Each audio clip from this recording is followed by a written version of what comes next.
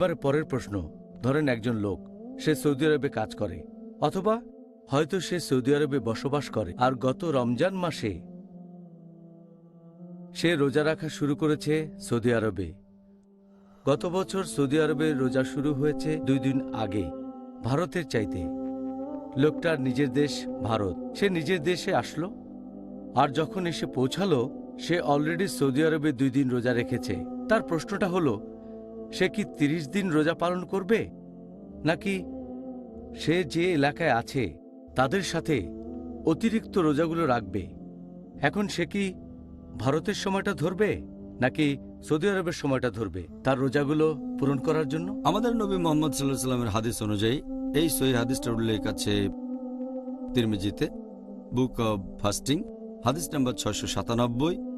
আশেপাশের লোকজনের সাথে তোমরা তোমাদের রোজা রাখা শুরু করো। যদি কোনো দেশে থাকেন বা কোনো জায়গায়, সেখানে লোকজনের সাথে আপনি রোজা রাখা শুরু করবেন।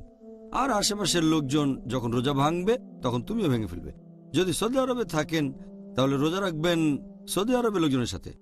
যদি রমজান মাসের মাঝামাঝি তিনি তার নিজ দেশ ভারতে ফিরে যান, তাহলে ততদিন রোজা রাখবেন যতদিন আশেপাশের লোক রোজা আছে।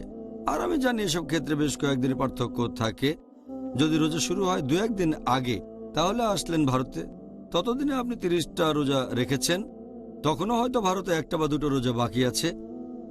তারপর আপনাকে রোজা রাখতে হবে ভারতের লোকজনের সাথে, যদিও তখন সেটা 30 দিনের বেশি হয়, তবে সেটা হতে পারে 31 বা 32 দিন। আর হাদিসটা বলছে আশেপাশের লোকজনের সাথে তোমরা তোমাদের রোজা রাখো, আর আশেপাশের লোকজন যখন রোজা ভাঙবে তখন রোজা ভেঙে ফেলো।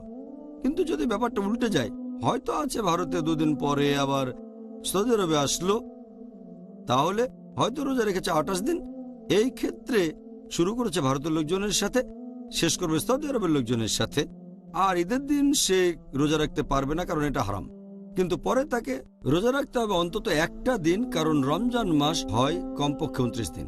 সেজন্য তাকে অতিরিক্ত 1 বা 2 দিন রোজা রাখতে হতে পারে, যাতে করে সে পূরণ করতে পারে 29 বা 30 দিন।